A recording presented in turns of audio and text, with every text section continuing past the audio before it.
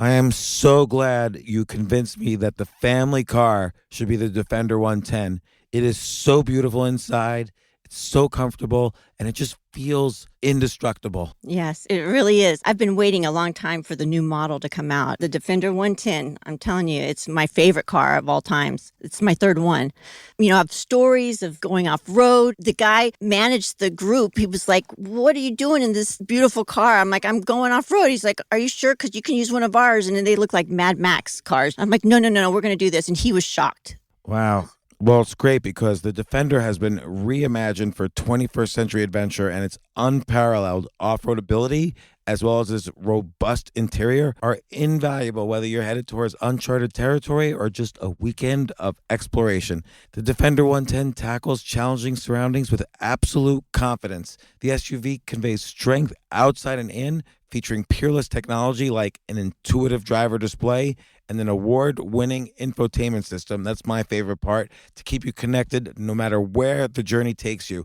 Adventure is unique to everyone, and so is the Defender. Choose from the two-door Defender 90, the four-door Defender 110, or the larger Defender 130 with the ability to seat up to 8 passengers. You'll find uncompromising performance in all three. So pack up and go even further with the Defender 110. Learn more at LandRoverUSA.com/Defender. Sometimes it takes a different approach to help you unlock your true potential. Capella University's game-changing FlexPath format helps you learn at your own pace and fit earning a degree into your life. From before you enroll to after you graduate, you'll be supported by people who are invested in your success so you can pursue your goals knowing that help is available if you need it. Imagine your future differently at capella.edu.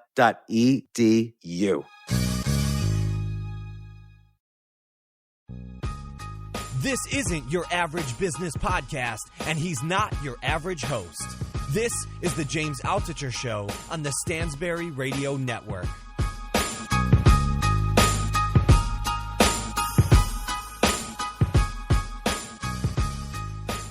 I'm really grateful to everyone who listens to my podcast. You let me do what I love. So to thank you for listening, I'm giving away 100 copies of Gary's new book. It's really easy to enter. All you have to do is subscribe to my podcast, The James Altucher Show, on iTunes, and then rate and review it. Easy.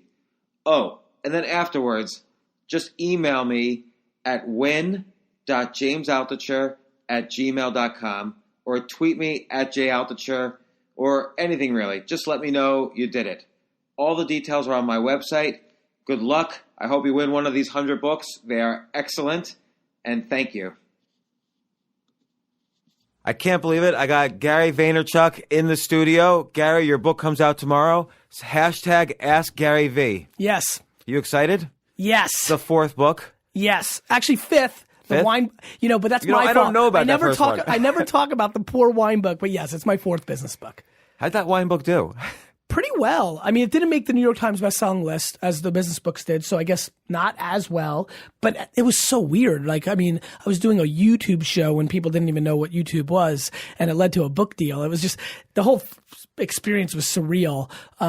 It did really nicely, but like, I mean, I'll probably sell more copies of this book from this podcast than maybe that wine book sold. So, I mean, from a business standpoint, maybe not as well. Well, I remember your wine library show because people were using it as an example. Like, look at this crazy guy doing this wine show. It's like going through the roof. Yes. And that was really how you first sort of broke out and used kind of a social media channel to promote a separate business, like an offline business. Yeah, I mean, I had, and you know this, in the early days of 2006, 7, 8, 9, when people needed a case study for social media bringing money to the table, what's the ROI, that was the example. Right. And that was YouTube and Twitter execution. And I became, no question, a case study for a lot of people at a lot of conferences. Yeah, because you would give these wine lessons. So I want to get into your book, #AskGaryV, but I have a question about wine. Great. So just like, I mean, we can talk about wine in the New York Jets the whole hour. I mean, I appreciate the book stuff, but like, I'm thrilled to go there. So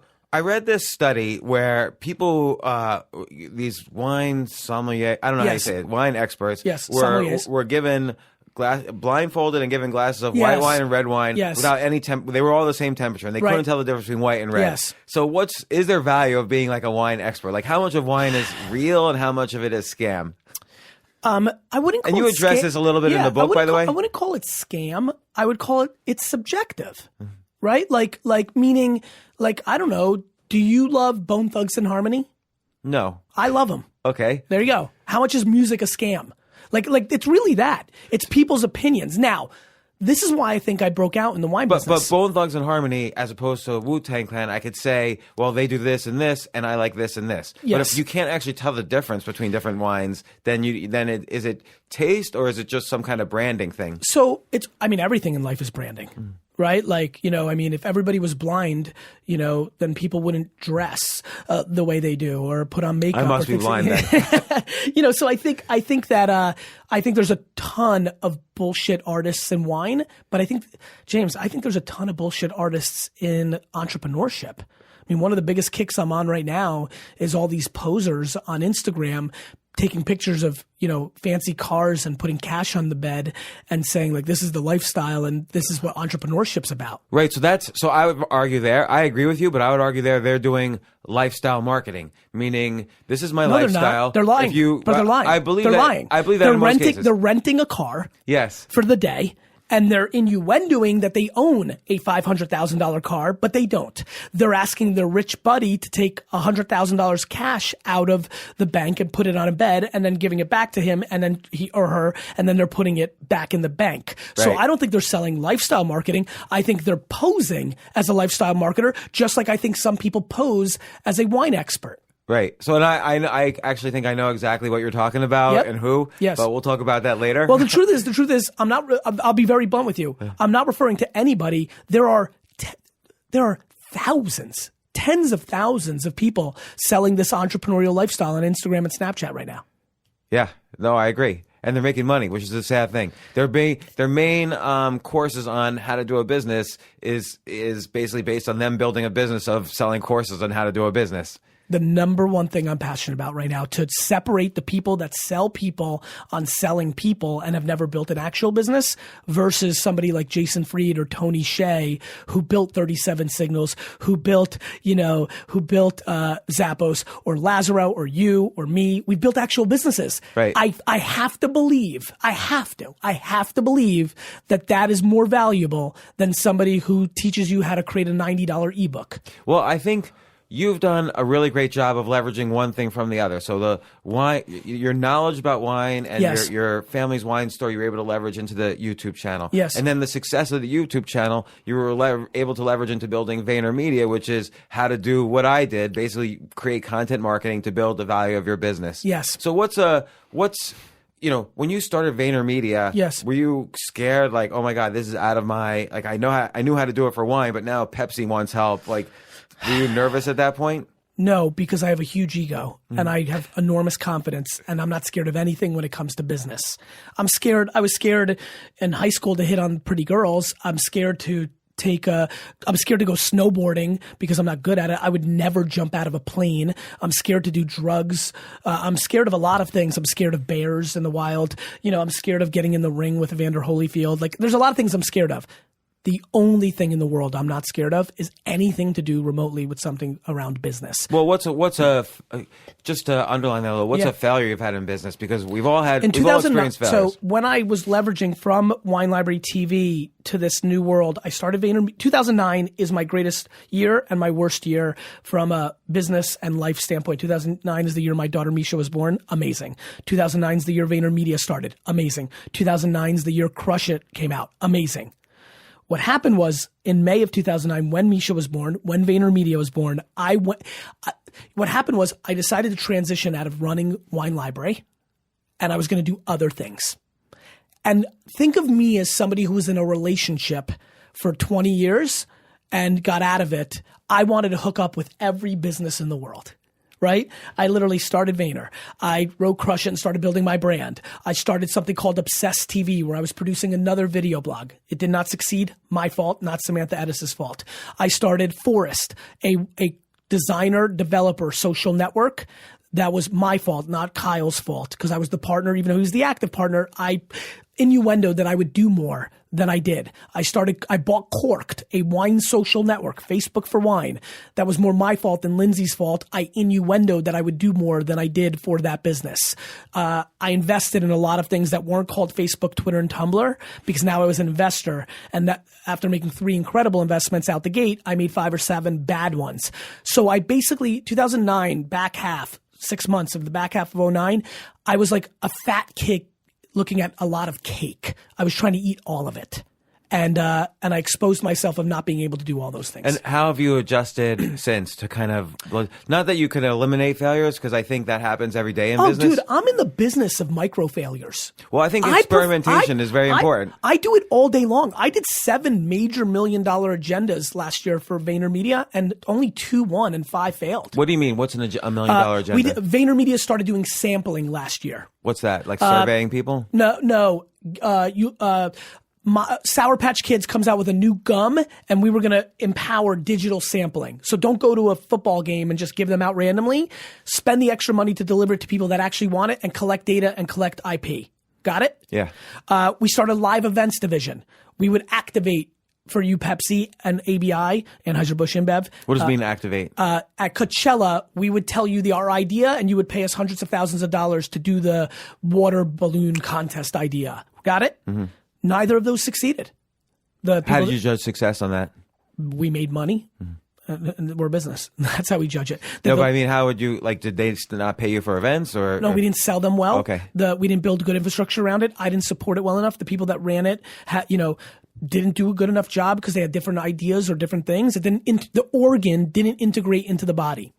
Video and paid did. Paid media, us doing the buying for our brands on YouTube, on Facebook, on Instagram, us doing video, producing videos that live on Facebook and YouTube. Those things succeeded massively. So, but I have on my P&L huge financial losses from those 2, and I have gains from the other 2. It's just a net game, James. And so is being an entrepreneur, period. Well, this brings to another question, which is, everybody says if you have a business, you have to focus. But also, the flip side of it is you also have to experiment. You have to constantly experiment every day. I think you have to focus on offense. And too many times when people say you have to focus, they mean defense. Okay, so... You want me to expand on that? Yeah. You have to focus. And by the way, I want you to expand on that because you also say, that every day you're trying to figure out ways... To put myself out of business. To put yourself out of business, yes. Which sounds like defense. No. It's actually unbridled. It's pure. It's the purest form of offense. What do I mean by that? Couple things. When people say you have to focus, what a lot of people interpret that as is don't innovate. That's how I say it. Mm-hmm. Focus. Hey, you do social media really well, Gary. Like you guys do. VaynerMedia started as a community management company. Focus would have been stay in wine. Open up 50 more stores in the wine business instead of going into the social media stuff, right? Focus means whatever's making you money right now, triple down on that.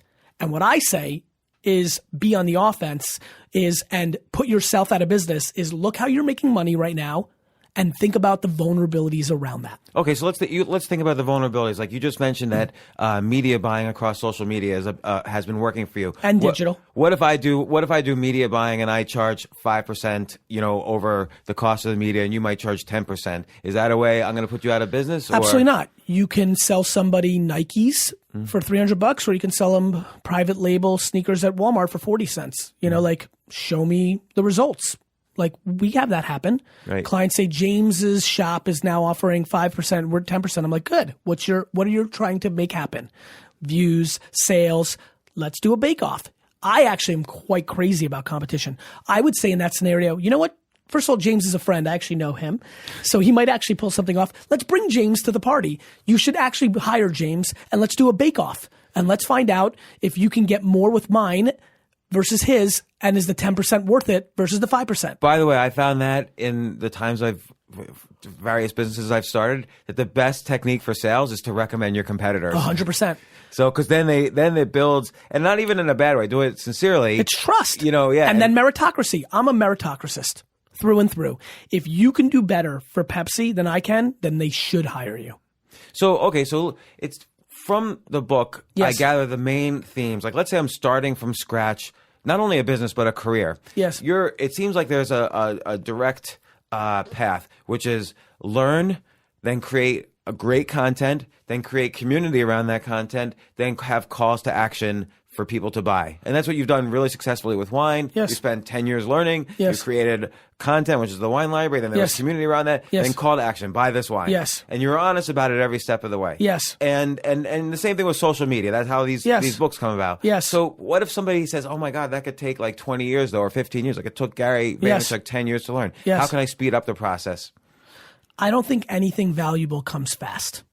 And so I just think that my method is much more tried and true. There's a lot more of the Gary Vaynerchuk success story than the overnight 24 months, everything happened for you success story. Right.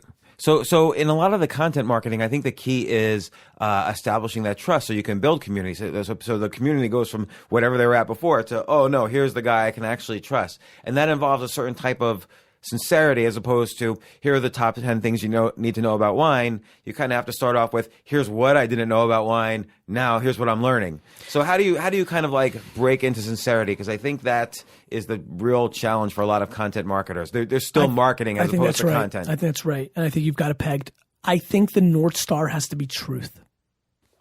I mean, it's quite simple. How do you know it for your like let's say someone starts out, they might not have all the knowledge, but they don't know. How do they know they're being sincere? Like, where's the line? What are the? Oh, I think they. I don't know. think there's a technique for sincerity. I don't think. Look, if you do not know what the truth or not the truth is within your own body of your own self, well, then there's nothing I can do or you can do to help anybody. I would say 99% of the people know the truth. When you come out the gate and you're 23 years old and you want to be a life coach, you know that you haven't lived life yet. It's not super complicated. Like when you want to teach people how to make money at 23 because somebody who's 53 told you this is the quick way to make money, but you know that you've never made money, like you know that to be true. So, it's funny because the premise of your book is Ask Gary Vee. People ask you questions, and because you've had so much experience, you've been able to answer them. Yep. I'm sure you've gotten this question a lot because I've gotten it a lot, although I didn't quite see it worded exactly like this in the book. Go ahead. People say, I'm 26 years old, I'm 27 years old, I haven't yet achieved success in life, but I really want to. What should I do? What's your answer to that? Patience. But they don't have it. Then they'll lose. Yeah. Like to me, it's not super, like I addressed it directly. It's called the chapter on patience. Like I really believe in it. You're right. They don't have it. That's why they won't win, James. Right. Like James, do you know what the 1% earners in America make on average a year? Yes. 867,000 a year. Nope. 400,000. Really? Yep. If you look it up right now, it's 400,000. Think about that. And funny thing is, I looked it up this morning actually for a completely different reason. Is that true? Well, I wonder. But who knows? 400, 800. No. It's an important topic for me. That's why I'm asking. Do you know if you possibly? I want to know if I'm right. I might not have had the right source. Do you think? Well, not that. Do you think? Do you think you might have done New York? I don't know. Because I think it's like here. I'm just going to go to it. Right. So like top 1% earners. Right. Here's the 1% on CNN Money, and I've looked at a bunch. They've got this little cute calculator. Right? When you go to 1%, it's 400,000. That's interesting. Right? It's funny. Everybody who's listening right now, and I know my audience and I know your audience, right? All right. At least somewhat, right? Yeah. I don't think they think it's, even think about where you're even I didn't think, I thought it was higher. Like 1%. You're the 1% best in the number one market in the world for capitalism. And it's 400,000. I think if a lot of people listening were grounded in that number, instead of 1 million, instead of more than that they would become more patient. I think that we're selling them that they need to make 10 million.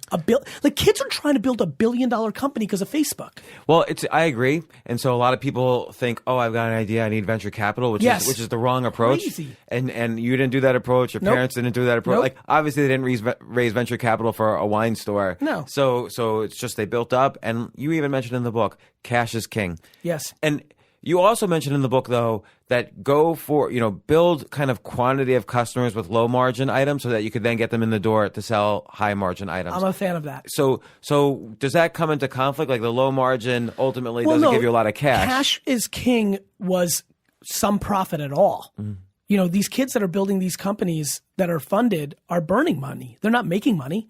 So with VaynerMedia, I was giving away at $5,000 a month our services. but my expenses were $4,999. As long as I was profitable, right? Then that was okay. And then you can build momentum.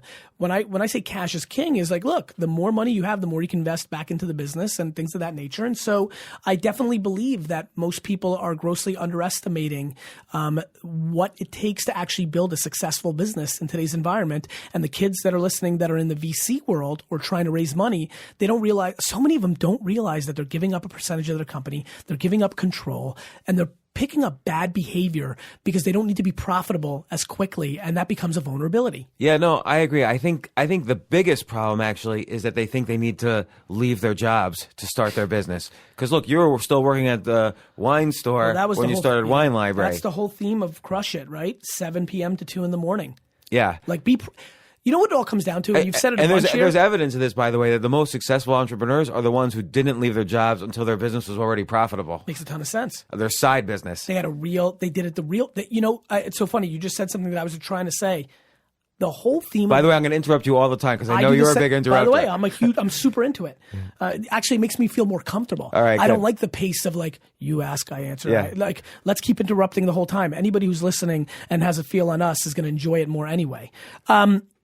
It's practicality, brother. This book's only other title could have been called Practicality, the Blueprint for Entrepreneurship. Well, okay, so let's take a look at that. So I'm in the cubicle I'm a marketing manager for Crest toothpaste, yes. and I'm like sick of it. Yes. And I want to break out. Yes. Incomes are going down. Yes. I'm worried about my job because Yes. they're outsourcing everything Yes. to China. Yes. What should I start to do? The or first look thing at? you should do is you shouldn't have fucking watched House of Cards this entire fucking Saturday. That's the first thing you should do. Okay. And when I say that rant, I think I did that actually this Saturday. Great, but guess what? You've won a little bit already. Right. You've earned your chance. You're not complaining. If you complain, and by the way, you can make $20,000 a year and not be complaining. So this is not about how much success you've had. This is complaining. This is, oh, woe is me. I'm in this cubicle. You're complaining to yourself, and Right. even worse, and I know you guys, you're complaining to others. Your spouse, your girlfriend, your brother, your mom. If you are complaining, the first thing that has to happen is the elimination of Madden, the softball team, House of Cards, playing game, like leisure. Leisure is what you give up to have the audacity to build your life that you want. So if you didn't watch House of Cards for 13 hours this weekend, it would have given you 13 hours to map out what you're going to do to get out of that job at Crest. I mean, this is a big deal, James. Okay, I know, I This agree. is a big fucking deal. So step do you know why one- D-Rock's following me right now? Because I want to show everybody that I work 18 goddamn hours a day. So by the way, I just to mention just what you referred to. So D-Rock works with you. He videotapes you from morning to night. Yes. And then you put that out every day? No, we thought we were going to, which is why it's called Daily V. And even though D-Rock is the hardest core hustler and will go edit at 2 a.m, we just can't. We're just a two-man show, and really most of the work's on him. So, but we're putting out 2 or 3 times a week.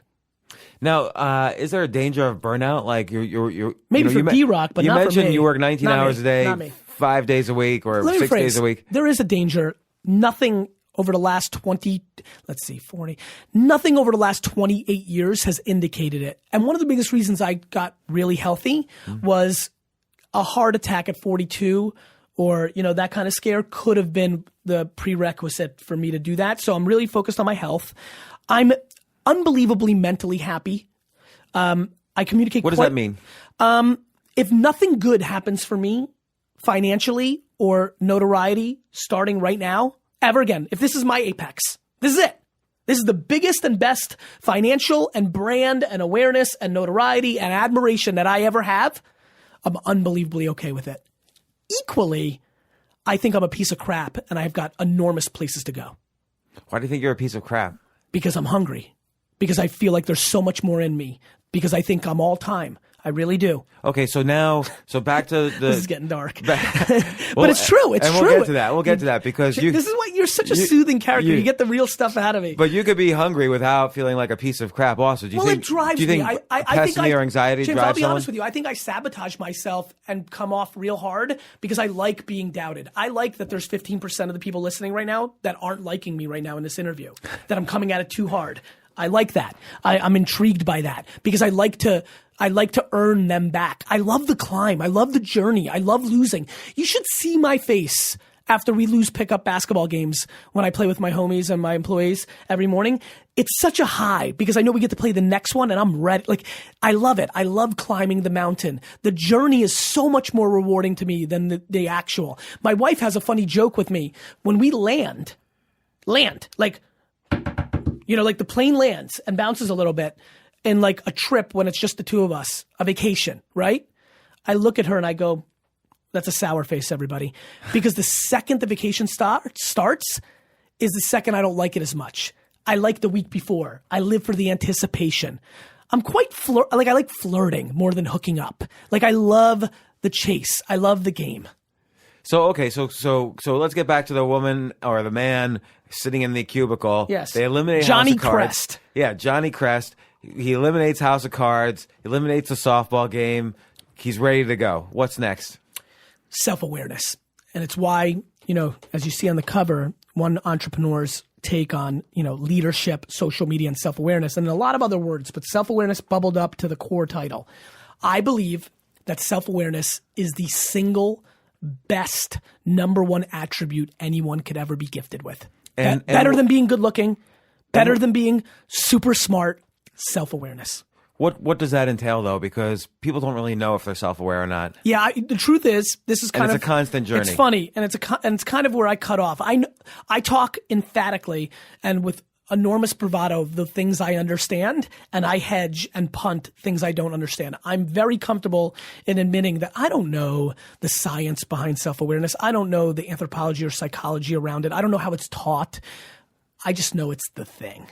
Right? I just know it's the absolute thing. When you know what you're good at and what you're bad at, James, I think, your self-deprecation, to me, the way you roll from afar, indicates enormous self-awareness. When you understand yourself, you're able to navigate the world. But let me ask you a question. So Please. a lot of these things, awareness, are kind of, okay, what am I good at? What am I bad at? Yes. What do I want out of life? But could there be a deeper level in the sense that, like, you write up constantly about how, okay, I want a long term, and I'm patient for that. You said this, I'm patient for this. I want to buy the New York Jets. That's Yes. like, you say that everywhere. Yes. So now, could self-awareness be, hey, even if I don't buy the New York Jets, I'm still going to be happy? Or could you be setting yourself up for a long-term fall and disappointment by being too aware of the fact that you want to buy the Jets? So I think the Like, Jets... could you change goals to be more self-aware? I know that what drives me professionally and as an entrepreneur is the journey of buying the New York Jets. If I buy the New York Jets or not only, even if I amass the $10 billion of net worth to be able to do it, I might not pull it off. Woody Johnson may sell it to somebody else. When and if he passes away and I'm old and ready to do it, his family may do something else with it. Like, I don't know. Like, to me, I really want it. I'm focused on it. My behavior is predicated on it. I sold a piece of VaynerMedia to Stephen Ross, the owner of the Dolphins, because it got me into the football family. Like, I'm making decisions because of it. I know what my North Star is. But I won't be crippled if I don't pull it off because I know there's so many, I'm self-aware enough to know there's so many, other variables that will be part of the equation. So do you think goal setting is good as a driving force, or? It is for me. Mm-hmm. And I'm self-aware enough to know that it is for me. I'm self-aware enough to know that I want to work hard for something big. I'm self-aware enough to know that I like losing. So if I don't pull it off, that will be what I talk about.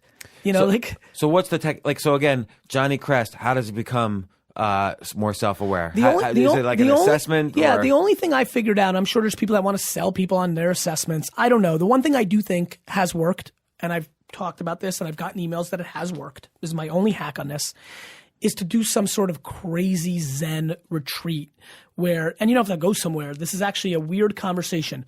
You round up the 8 people that are closest to you. So Johnny Crest goes to his work wife. And what a work wife is for people that don't work in corporate America is Johnny Crest, when he was an intern, came in with Susan Crest, and they were just fresh out of school and they were friends, and they've been working at Crest together for 15 years. And they're just friends. And they're work husband and wife, right? I would go to her. I would go to his actual wife. I would go to his grandparents, his mother, his single best friend from 3rd grade, his fraternity brother, and I would get them all together and I would have a 2-hour conversation. And the first hour and a half is completely predicated on Johnny Crest saying to his mom or to his best friend, hey, I'm ready for a life change. I need something from you, and it's going to be very hard on you. I want you to tell me everything you think that I'm good at and what you think I'm bad at. And the truth is, I don't think you're going to tell me the truth because you love me. And so you're going to hedge.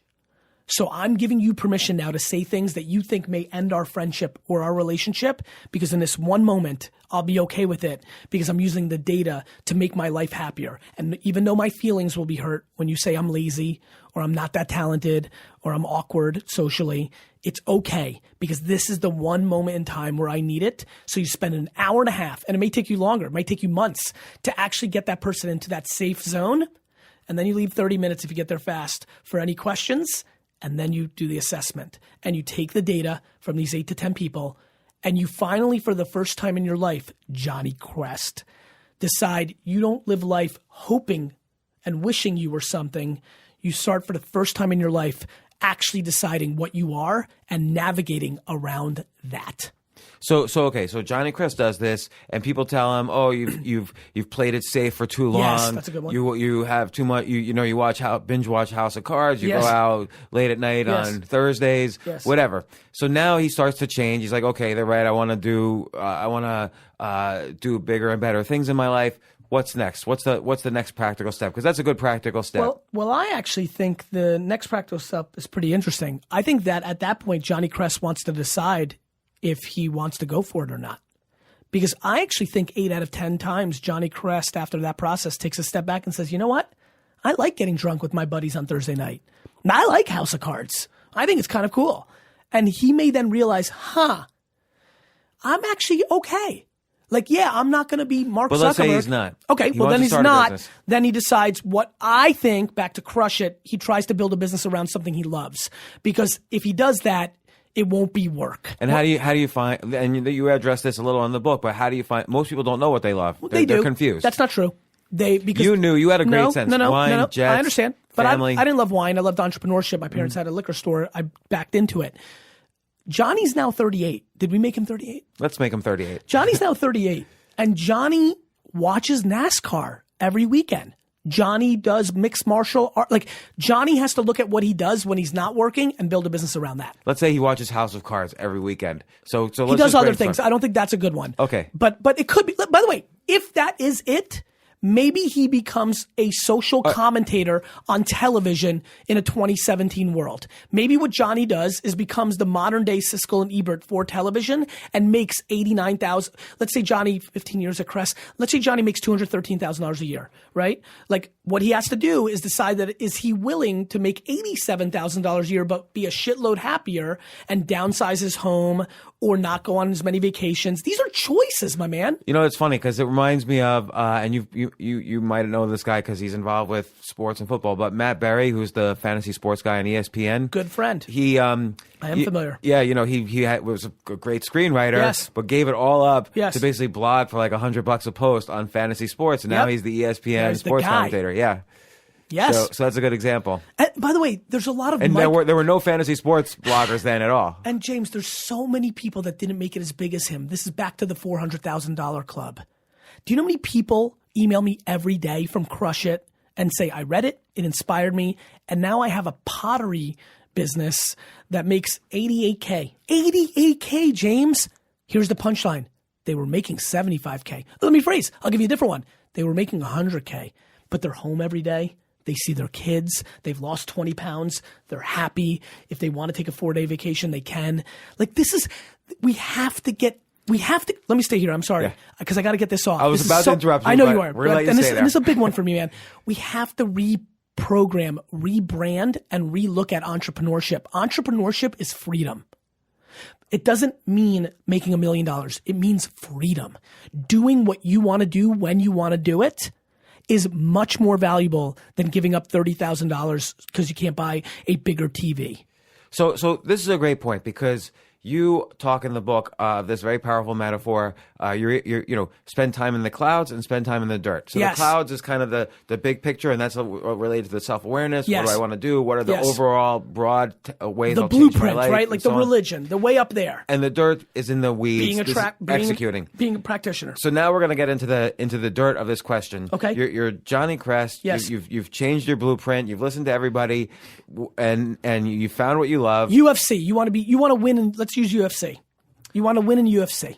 Okay, you want to win in the UFC, but I want to use a different one. Okay, go ahead. I want to use the Jets. Okay. So let's say someone just loves the Jets. Let's do it. Okay, because you haven't done this. No, I have not. I love the Jets. It's the only thing I love. Let me give you some crazy practitioner advice. Okay. This is going to blow your mind. You're going to be blown away by what I'm about to say. Good. Do you know this? Do you know that if you buy stuff on eBay and resell it on Amazon, that there's a VIG right now in the marketplace supply and demand curve, and you could probably make $50,000 a year just buying and selling Jet stuff from eBay and then reposting it on Amazon? I did not know that. Cool. There you go. For everybody who's listening, I literally, if you're willing to work 18 hours a day on this, which means you're sitting on your computer, your phone, and you're following things on eBay, and you're buying them, and then they ship to you, or you repost them and you ship it there, and use the Amazon marketplace, and you resell them on a VIG. I bought this Jets jersey for $18. I list it for $24.99 on Amazon. And how will people find your, just searching, just Amazon search? Supply and demand of attention. The number one thing I live on. And let's say, but stick with me how wild this is. I just literally, and this is just straight up true, and you'll see comments in social that this is true. This is true. That if you want to do this for 18 hours a day, and by the way, everybody who's listening right now, we've got some people hanging out there and they're smiling. It's interesting, right? Like if you really love rock and roll, isn't it fun to just listen to rock and roll, go on eBay, buy rock and roll memorabilia and t-shirts and buy it and then repost it on Amazon and make $10 profit? And like today you made $90, tomorrow you made $400, and you're going to get better at it. You're going to get better at it. I literally just gave everybody an absolute real life blueprint on an arbitrage that exists in our society in America right now. That is probably a minimum, if you really work 18 hours a day, a $40,000, $35,000, even if you're kind of average, $35,000 profit business. Now, for a lot of people, that's not enough, but that's year one. I think by year 2 or 3, most people listening right now, if they're talented, especially if they're a little bit of a marketer, if they really understand the Jets or really understand Rolling Stones or really understand UFC or really understand Pokemon, that they will really be able to get to $100,000 in profit by year 3. Well, let's talk about, you say in your path to career success is learn and then content marketing. So it's not just correct. So not just doing the eBay, Amazon arbitrage. You're smart. Because you're smart. Start blogging. Are you kidding? Of course. Now, right. Now you're getting paid $5,000 to show up at Pokemon Con. Now you're writing a guide on Pokemon. Now you're selling t-shirts. And you can keep pointing people to your Amazon sellers page. You got it, man. As opposed to the eBay page where it's being sold. Man. You got it, man. Now, putting yourself out of business. Let's go through Johnny Crest's career. He listened to the James Show. He couldn't believe it. He did it. Holy crap. He meals both of us in 3 years. He goes, you guys are I'm going to buy 100 copies of both of your upcoming 7th books because your podcast, James, and Gary, your advice, you did it. And then the arbitrage closes between eBay and Amazon. Right. Then everybody listened to this podcast and everybody's doing it. Right. And the market breaks. That's putting yourself out of business. That's recognizing in year 2 when you're making $64,000 and you're super happy that you need to start blogging and start a podcast or start Pokemon Con and be in event marketing because you're going to become vulnerable to that being the only revenue stream. Well, look at your own example where content marketing, again, on the wine library actually led to other opportunities for you. Not only led to VaynerMedia, but then VaynerMedia led to other opportunities, which is all the investments you've made, based on contacts you've had through VaynerMedia. So it seems like you're always leveraging the thing you're doing to the next thing. Because I'm scared. I'm practical. I don't want to, and this is what, listen, the only advice I've ever given in my life, James, I'm super undereducated. I was a DNF student in high school. I've read like 4 fucking books. I went to Mount fucking Ida College. Like, I'm not an educated man. I'm very emotionally educated, and the only advice I ever give is predicated on things I've already done. I only give advice based on my reality. Well, it's funny because so after the content marketing, for you, and this is what you mentioned in your first book, Crush It, but you also bring it straight up through this book, Ask Gary V, is community, the importance of community. And I think you have extra energy. It's one thing to write every day or make a YouTube video every day, but then you take that next step, which is responding to the people in your community every day. And what percentage of that is important for, building the business and the brand and so on? For me, it was very big. It's what I had. I had time in 2009 and 10 and 11, and I used it to my advantage, and I also day trade attention. What does day trading attention means? It means you're always looking for the white space. So in a world where there was all these other experts that had been business experts before me, when Twitter came along, I knew that I was willing to interact with people, and they weren't. And what's been crazy is as my brand has ascended and as I've gotten bigger, I still do it because I think it's the white space. I think most people don't interact. I don't understand, what does white space mean? White space, I refer to in business terms, means what's everybody else doing that nobody's doing. Do that thing that nobody's doing if you believe it's valuable. I believed that it was valuable for me to say hi to Dale Cruz and say hi to Lorenzo and to Johnny Thompson, right? Like I thought that was valuable. That made a bigger connection with us that led to success. And by the way, I'm never upset when I put out 190 shows of Ask Gary V for free, right? Put out Daily V for free, answer questions for free, do all my content for free. And then I've done all these things for Ricky McGee. And then when the book comes out and I ask and they buy 0 copies, it doesn't even bother me. This is where people struggle. One of the things that I think that people misunderstand with the jab, jab, jab, right hook philosophy, give, and then ask. Most people think it's give, and then take. Got it? Ask. Well, I remember, it's funny because I remember the night the Thank You Economy came out, or I think your book. Yes, there it was your second book or yes, third book. It was now? my second. Third book after the wine. Yeah, you got it. Good job, James, following the narrative. I remember you were on Twitter and you were constantly asking people to buy. Yes. You were like directly addressing each person, asking them to buy, and then you were even like meta commenting, like, "Do you guys see what's happening?" Because you were like addressing the Amazon rank. It was like all night you were at it. So that was your ask after like all of the content. I'm very comfortable going in for the right hook.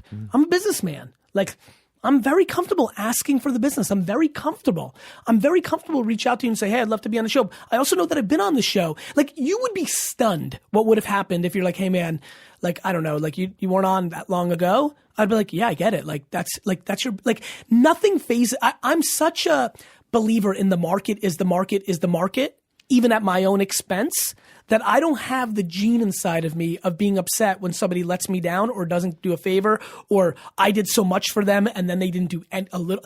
I mean, there's somebody right now that popped to mind. I literally got them into a huge investment. They made millions of dollars. Millions, James.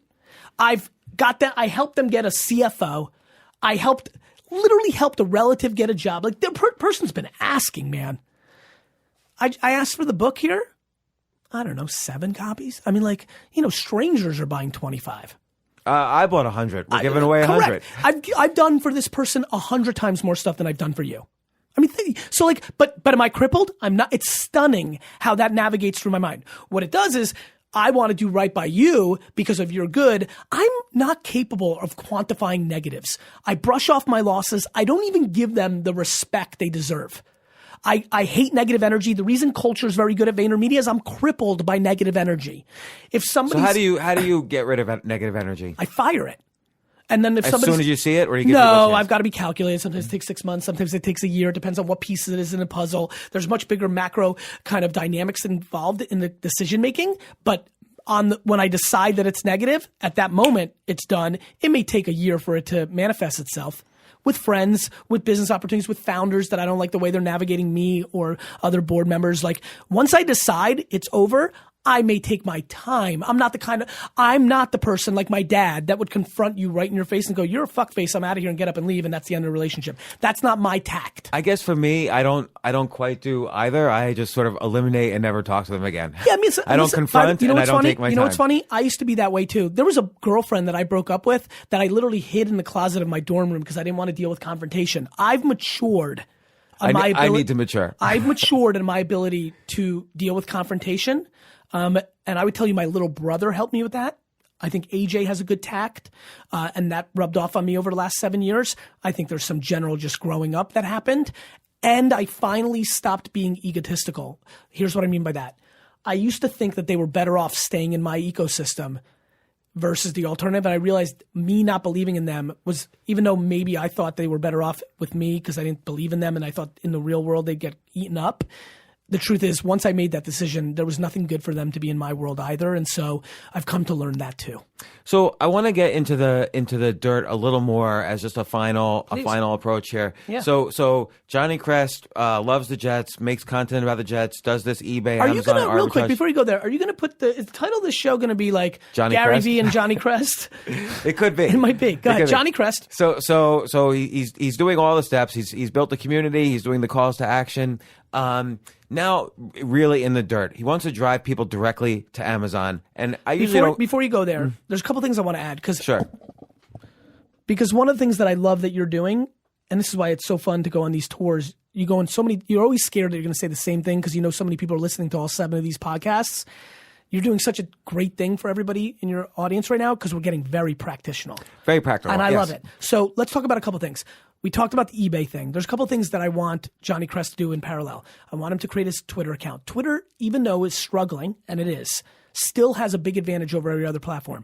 Johnny Crest can absolutely type in Pokemon or rock and roll or UFC in Twitter search and see other people talking about it. And I want him to engage with those people. I also want him to tweet at Dana White and the creator of Pokemon and Pikachu Girl 47, that's the #1 influencer on Twitter, and start creating these relationships on social because it's part of the narrative. So cool. I just wanted to give another practical advice. Twitter searching people Instagram. and engage. Twitter search. Instagram, no, because people are not reading their Instagram comments. If somebody's engaging in Twitter, they will see that you're reaching out to them. Now, Pikachu Gold 47 may say, I'm not talking to Johnny Crest, but if you do it 12 times, sometimes they'll think you're a creeper, but once in a while they'll start, rewarding you on that tenacity and you start building relationships. And try to build in value. Don't hit up Pikachu 47 and say, hey, Pikachu 47, tell everybody about my Johnny Crest Amazon account. Try to build a relationship. Try to bring them value. When watch Pikachu 47, and when Pikachu Girl 47 says that she needs something and you happen to be in that town, be like, I got you. Bring value first. Right. Well, okay. So now I think that's great advice. Cool. Totally in the weeds. Yep. And I don't even normally go this much in the weeds because I think get it's it. too Practical. But you know that you're dealing. But you know you're here with a real fucking practitioner. But if things are too specific, they're not as evergreen. They might not last like a year from now. But so I have stuff on Amazon. Yes. And Amazon. You have to do nothing. You have to do nothing. That advice I gave, you have to do nothing. I know what you're doing right now, and you're right. Normally, you have to figure out how to throw the right hook and what are the tactics. Ironically, the reason I gave everybody my best piece of advice for the quickest $100,000 a year that you can make is Amazon's so big and search is so efficient on Amazon that you will just fucking win. So you don't have to buy ads directing people to Amazon? I would. I would buy Amazon ads within Amazon, but I'm also worried. Would you buy Facebook ads? Yes, you I would. recommend Yes, Facebook I would. ads? Facebook over Amazon? No. In the execution that we just talked about, I would buy Amazon ads for Amazon within Amazon. But I will say this. The reason I'm not talking about ads is I want to be really practical. We're talking about Johnny Crest. Johnny went from making $200,000 a year. He's got a little bit of savings and he's taking this leap of faith because fucking James and Gary told him to. And I'm scared and I want him to win. So I don't want him to do anything other than spend 18 hours a day trading, buying stuff and selling stuff. By the way, he also on Saturday can take his, he used to on Saturday have to make a deck for the big presentation to Walmart on Monday. Now he can take Ricky Crest. Ricky Crest is 6 years old, hasn't seen Dad that much because Dad's trying to win the corporate gig. And he's taking Ricky Crest garage sailing because now he understands the market and he doesn't have to pay the vig on Amazon, on eBay, excuse me. He's now buying some Pokemon or UFC stuff for $0.25 and $1. And he spent $100, spent 7 hours with his kid and made a $8,000 or $800 or $190 arbitrage on that day. So this is all great advice, and obviously you gave one specific example. This eBay, Amazon. I'm sure there's many other types of businesses and so on. And you address there are. Some of them. Listen. Let me give you some quick ones because I think you did a good thing here too. I know people that became the mustard personality and are doing well, and now mustards are supporting them. Right? How are they selling mustard? They became the mustard guy, right? They were talking about mustard a whole lot, and eventually mustards reached out to them and say, hey, we'll give you free mustard. And that was cool at first because it was just this and that. And now mustards pay them, $5,000 a month to be their consultant on social media around mustard. And then other mustards pay them for product placement. That's how. Okay. All right. So look, just to end this, because I think Ask Gary V is a great book. You've given great advice in this. You've been giving great advice on this podcast. I literally want to ask a stupid question, which is, when's the last time you cried? Because you seem like so motivational and inspirational. You're doing all these great things. Question. When's the last time you took a step back and said, oh my God, I'm sad about something? Because it almost seems like you're on a hyperdrive. The last 4 or 5 times I've cried in my life, I've basically, the last 5 times I've cried in my life have been on the passing of Lizzie's 2 grandmas, my uncle. I've only cried at funerals. The last time I cried about something besides a funeral, and I'm really kind of going through my Rolodex here because I want to answer a true question. I cried very hard in 1998, September of 1998, when Garrison Hurst broke off a 99-yard run touchdown against the Jets in overtime, and the Jets lost a heartbreaker in the opening game against the 49ers. And I cried so hard, you couldn't even imagine. What about in a business context? Let's say if someone screwed you over. The biggest thing that ever got me close to crying was anger. Anger a lot. I'm angry all the time.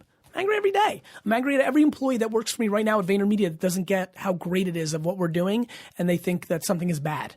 I used to get very emotional and struggled quite a bit with when states would shut down Wine Library from shipping. That would happen back in the day as those laws were getting figured out, and that would be tough. You mentioned Texas in the book. So that's tough, right? That made me go to sleep early. When Texas shut down, I went to sleep at 5 p.m. I drove home. I believe that I'm the leader, and I believe that when you're the leader, you need to absorb all the pressure at your level. And you can't let it trickle down to anybody below you. And so very rarely in business do I ever feel overwhelmed, but that day I did. Because, it's just tough to lose $3 million overnight. Like, it's just tough. And I was just sick of it. I was done, right?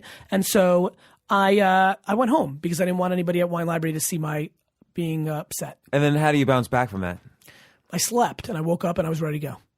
That's just really what happened. So final thing. You mentioned you don't read a lot of books, but obviously you have a lot of knowledge about all different aspects of business. Yes. What are your sources of information? Like, what are 5 sources people should check out? People. But you have the ability to just call up anybody. Like, you call up Jack Welch, and he comes on your podcast. Yes, but that's not what I do. I'm sorry. I don't mean hit up Jack Dorsey or hit up, Evan Spiegel or these kind of things. 2 guys I don't know super well, just for context. I mean, I watch people. I mean, when I go to the airport tomorrow to go to St. Louis, I will spend my 30 minutes before I get on the plane, A, watching what people are saying on every social network, and B, watching what everybody's doing while they're sitting there. I mean, like, what's an example where watching what someone was doing? Snapchat. I was early on Snapchat because I noticed that young kids were on Snapchat long before tech started writing about it. Like, as a matter of fact, I actually think I'm going to go to jail one day.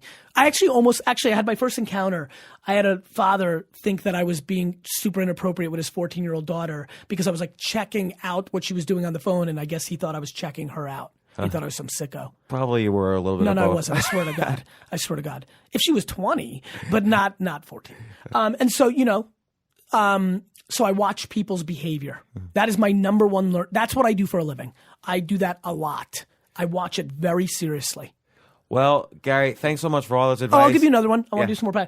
Always check out the Apple App Store's top 140 free apps ranking because you'll see things emerging like Musical.ly right now. Like, most people who are listening don't know what Musical.ly is, but it's a social network that's emerging, and it shows it on the ranks. And then the other. Now, what would you do with that information? I would download Musical.ly. I would look at what people are doing there. I would learn. I watch behavior clouds.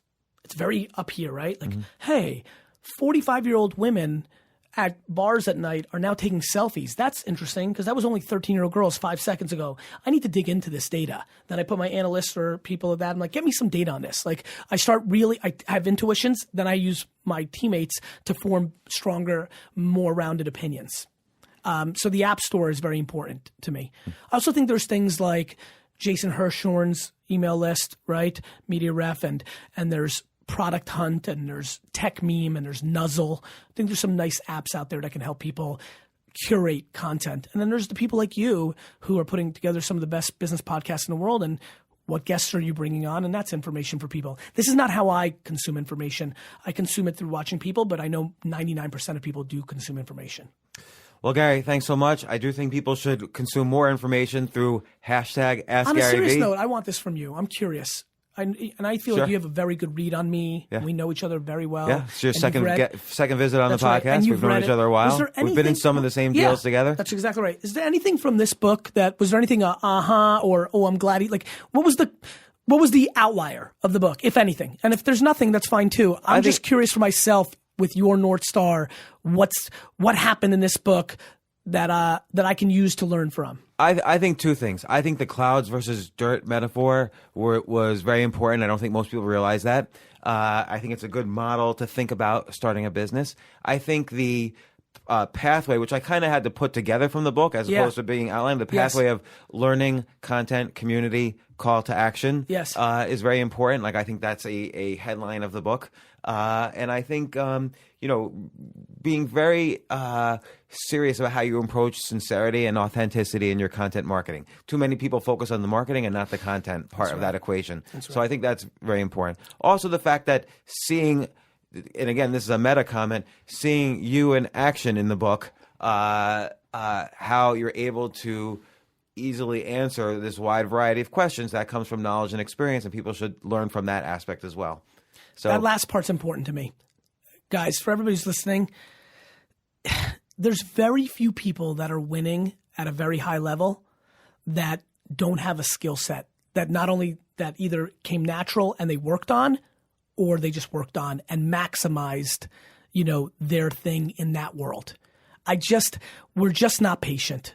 And we're really impatient in America, and we've become stunningly impatient at the 20-year-old level, 20 to 35-year-old level around entrepreneurship. I think because people see so many, 22-year-olds making $1 billion getting bought by Facebook. They don't. There's only like 3 of them. Right. There's Instagram, there's Snapchat, there's Uber. Like, there's 900,000 other people that are about to go out of business, be in debt, have a bad reputation for not being somebody who can build a business, like burn bridges.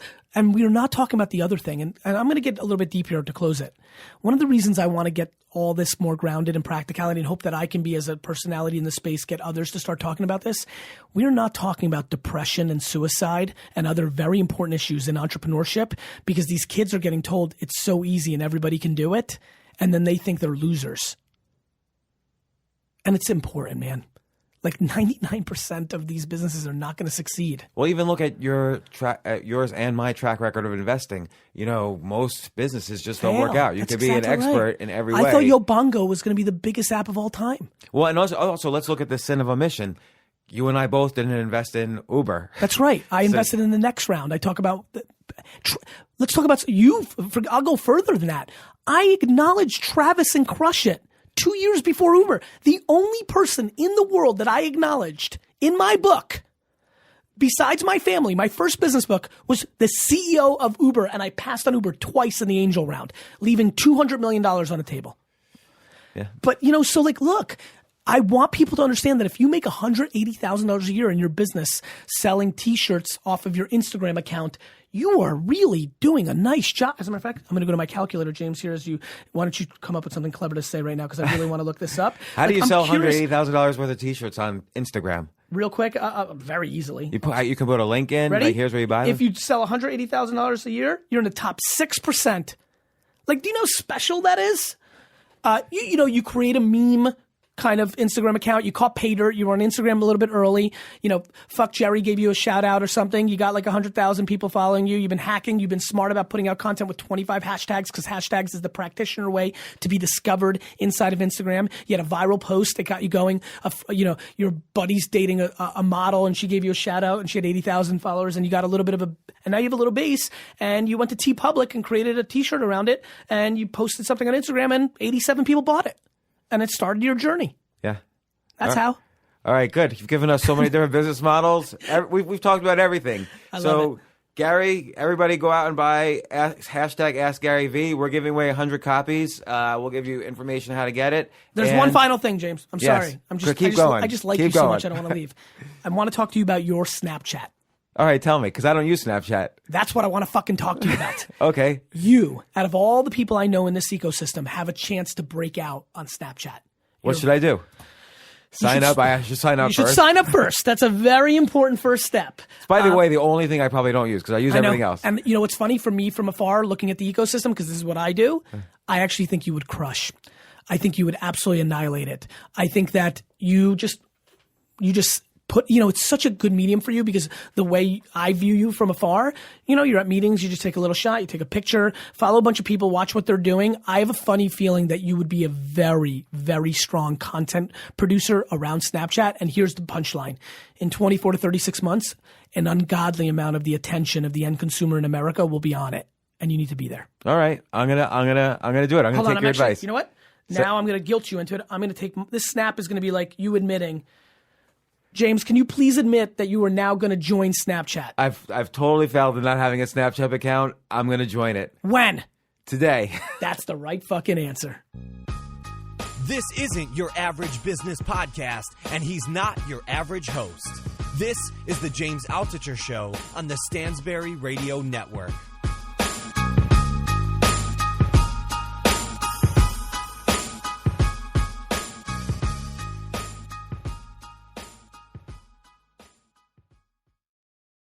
AI might be the most important new computer technology ever. It's storming every industry and literally billions of dollars are being invested. So buckle up. The problem is that AI needs a lot of speed and processing power, so how do you compete without costs spiraling out of control? It's time to upgrade to the next generation of the cloud, Oracle Cloud Infrastructure, or OCI. OCI is a single platform for your infrastructure, database, application development, and AI needs. OCI has 4 to 8 times the bandwidth of other clouds, offers one consistent price instead of variable regional pricing, and of course, nobody does data better than Oracle. So now you can train your AI models at twice the speed and less than half the cost of other clouds. If you want to do more and spend less, like Uber, 8x8, and Databricks Mosaic, take a free test drive of OCI at oracle.com/advance. That's oracle.com/advance. oracle.com/advance.